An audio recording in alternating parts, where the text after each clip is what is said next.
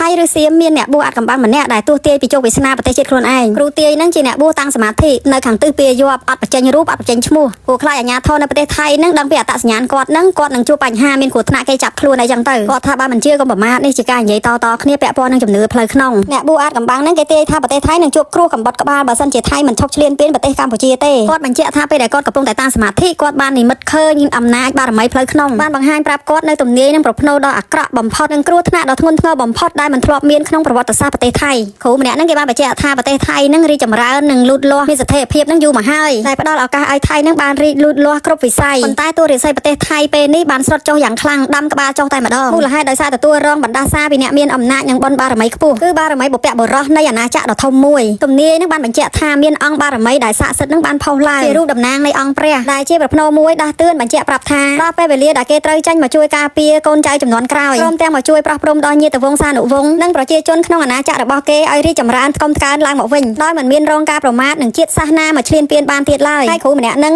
ងក៏បានបញ្ជាក់ប្រាប់ថាអ្វីដែលធ្វើឲ្យគាត់ស្លុតចិត្តខ្លាំងនិងមិនអាចទ្រាំលាក់ទុកនៅទំនាយនេះបានទៀតដោយសារតែមានហេតុភេទដ៏ចម្លែកកើតឡើងនៅក្នុងប្រទេសកម្ពុជាថ្មីនឹងដែលប្រហាក់ប្រហែលនឹងសមាធិនិមិត្តរបស់គាត់គ្រូនឹងគេនិយាយទាំងព្រឺសបល់ថាហេតុការណ៍មួយដែលចម្លែកកើតឡើងនៅខេត្តកំពង់ធំប្រទេសកម្ពុជាយើងហ្នឹងហេតុការណ៍ចម្លែកនោះគឺមានរូបបដិមាព្រះពោធិសត្វមួយព្រះអង្គដែលជាមរតកបុព្វបុរសខ្មែរយើងបានកសាងឡើងដោយបានរកឃើញដោយប្រជាជនខ្មែរយើងនៅថ្ងៃទី14សីហាកន្លងទៅនេះគាត់និយាយថាបើតាមសភាពរូបបដិមាដែលកប់នៅក្នុងដីយូរឆ្នាំមកហើយនេះស្ថានភាពរូបបដិមានឹងបន្ទាប់ពីផុសឡើងគឺនៅមានសភាពស្អាតនិងមានការខូចខាតតិចតួចប៉ុណ្ណោះតាមព័ត៌មានក្នុងផ្លូវជំនឿការផុសឡើងឲ្យប្រជាពលរដ្ឋបានឃើញរូបបដិមានេះជាប្រផ្នូលមួយដ៏ស័ក្តិសិទ្ធិនិងបង្ហាញពីសិរីមង្គលដល់ប្រជាជនកម្ពុជាយើងដែលតំណាងឲ្យអ្នកមានបុណ្យបារមីមកមើលថែគុំក្រងការពារកូនចៅចំនួនក្រោយរបស់គេបងប្អូននិយាយដល់ចំណុចហ្នឹងព្រឺសបល់ហ្មងហើយអ្នកបុរាណវិទ្យានឹងបានបញ្ជាក់ព័ត៌មានបានឲ្យដឹងថារូបបដិមាហ្នឹងគឺសាងពីសម្រិតសុទ្ធក្នុងសតវត្សទី10 11ក្នុងរចនាបថបាក់ខែងក្នុងគ្រិស្តសករាជ893ដល់925ក្នុងរជ្ជកាលព្រះបាទស្រីយសោវរ្ម័នទី1ឬព្រះបាទស្រីសថវរ្ម័នទី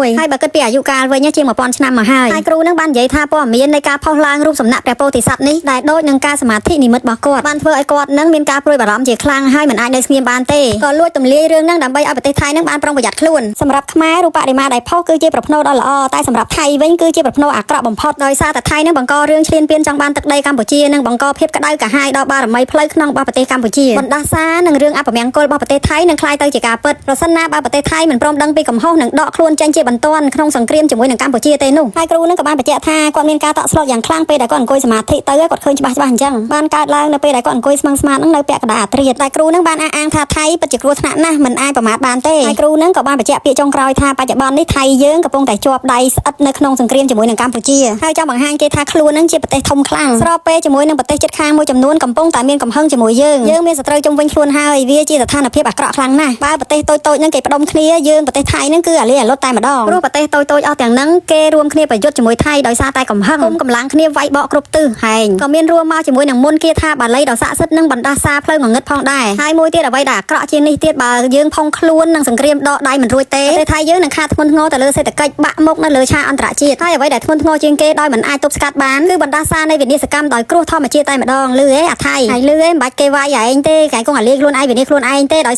ឬដងចំោះថ្ងៃនេះខ្ញុំសូមបញ្ជាក់ឬដងចំោះគឺអាសាផ្ដាសាយសវាំងភ្នែកនិងអាសាកដាស់និងប៉ះចង្ហាប៉ះមិនសិនតិចអីនឹងពិបាកណាស់បាក់ហ្មងគឺថប់ដង្ហើមមើលអាសាកដាស់ជួនណាធ្វើឲ្យយើងទៅក៏មិននេះក៏វាលំមាស់ចំោះភ្នែកវាប៉ះពាល់តិចនេះទៀតវាធ្វើយើងហឹងតិចម្ដងមកកាលដែរដល់កើតយូរមេតិចអញ្ចឹងមិនបាច់ទេពិបាកណាស់ប៉ះមិនសិនតិចប៉ះចង្ហាលេគឺប្រះចេញហើយអត់នៅចិត្តទេដោយសារគឺជំងឺនឹងវាពាក់ព័ន្ធតិចខ្លាំងក៏មិនបានក្តៅខ្លាំងក៏មិនបានដែរវាឈឺក្បាលសវាំងភ្នែកស្លុបរួយសក់ស្បែកក៏មិនស្អាតដែរបើទុកយូរអាចជាប់មុខទៀតដល់អញ្ចឹងត្រូវប្រើថ្នាំនេះគឺដាំទឹកហូបគឺកើតយូរ6កញ្ចប់បើទៅកើតតែ3កញ្ចប់ទេ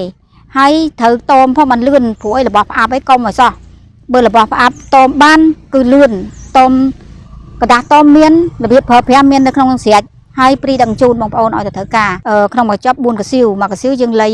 2លីត្រកន្លះទៅ3លីត្រហូបទៅត្រជាក់គឺជាតិផ្សះជាតិត្រជាក់មកសើតមកគឺស្រឡះភ្នែកស្រឡះច្រមុះព្រោះកើតជំងឺនឹងវាភ្លេចច្រើនធ្វើយើងរួយសក់ធ្វើស្បែកយើងស្អាតស្បែកស្ងួតអានឹងដើមហេតុពីកាពះដែរតែអញ្ចឹងបងប្អូនត្រូវហូបតមមីជាតិក្រាស់គ្រឿងកំប៉ុងនេះយើងកាត់បន្ថយទៅបើតមបានលឿនកុំឲ្យខាត់លុយខាត់ពេលព្រោះសុខភាពសំខាន់ណាស់ទី1គឺសុខភាពនឹងសំខាន់ណាស់ព្រោះហើយអាពេលមិនតាន់ហូបអាក្រោយពេលហូបវាមិនខ្ញុំ វាធូរយ៉ាងនោះយើងគឺដងចំោះហ្នឹងវាអន់ឈឺក្បាលវាអន់ណាវាអន់ធ្វើទុកហ្នឹងណាគ្រូហើយបកឬដងបាតហ្នឹងវាសតាមម្ដងទេហើយវាលេងប្រើទៀតណាគ្រូឯង អូនឯងឬដងចំោះធូរអត់លែងទៅកដាស់លែងទៅពិបាកក្នុងខ្លួនក្នុងចំោះហ៎ បាទតែឬដងចំោះវានៅដូចជានៅពីកញ្ចប់ដែរណាគ្រូ អញ្ចឹងអូននៅច្រើនចា ហើយនៅផាច់គឺដងហើយកាពះវិញនៅពីកញ្ចប់ដែរតែដងបាតអស់ហើយនៅសល់តែម្ដងទេបងហូបថ្ងៃហ្នឹង អញ្ចឹងធូរច្រើនអញ្ចឹង ធូរច្រើនក៏ប៉ុន្តែខ្ញុំចេះបានសបផ្សាយពាណិជ្ជកម្មនៃគ្រូទៅគេប្រហែលជាគេផាពី3នាក់ទៀតគេឲ្យខ្ញុំចេះណែនាំគេថាចាប់អារម្មណ៍មួយនោះគេដងបាតដងបាតនឹងកាពះវិញដែរគេថាយកមកឈុតដែរ ចឹង ហ្នឹងហើយនៅប្រទេសពលវិនាក់ទៀតតាមចេញធ្វើការចាំឲ្យខ្ញុំ អូមួយអាចចិត្តស្អាតបានបនច្រើនអ្នកខ្លះគ្នារាវអត់ចំអូលុយមកកណ្ដោអត់ប្រយោជន៍ចា បាទ បានបនច្រើនណាស់មួយអើយសំខាន់សុខភាពនឹងខ្លួនឯងជាទៅប្រាប់គ្នាទៅអាណិតគ្នា បាទហើយចាំមើលប្រទេសពលមួយទៀតតើបានជួបទេម្នាក់នេះគេយកហើយតែចាំមើលក្រុមរបស់គ្នាថាប្រហែល2នាក់នឹង3នាក់ដែរ ចាខ្លួនឯងនៅខាងណានោះ ថ្ងៃមុននេះថាខ្ញុំនៅខេត្តកណ្ដាលនៅចិត្តភ្នំពេញខេត្ត ទំហូបសងណាចាប់ផ្ដើមដឹងធូរលឿនណា អញ្ចឹងជាកិច្ចបញ្ចប់នេះសូមបងប្អូនមានការដែលឬដងចំោះកាពះពវៀនឬដងបាតអីគឺមានមកចប់បងទួងក៏មានរុកស្ត្រីក៏មានដែរកូនខ្ចីអីហ្នឹងអញ្ចឹងបានថាលេខទូរស័ព្ទមាន3ប្រព័ន្ធមានការអីគឺត្រូវតាក់ទងមកខ្ញុំសួរឲ្យតមសនាសនាប្រគ្រោះយោបល់ឲ្យដឹងសិនបានផ្សំថ្នាំទៅវាលឿនតែអញ្ចឹងមិនមែនចេះតែស្មានឲ្យទេអត់ទេហើយព្រីដឹកជូនគ្រប់25ខែក្រុងគឺព្រីដឹកជូនទាំងអស់ហើយជាកិច្ចបញ្ចប់នេះសូមជូនពរបងប្អូនទាំងអស់គ្នាទាំងនៅក្នុងប្រទេសក្រៅប្រទេសជួបតែសំណាងល្អមនុស្សល្អធ្វើដំណើរទៅណាមានសុវត្ថិភាពតាមផ្លូវរហូតទាំងទៅទាំងមកសូមអរគុណ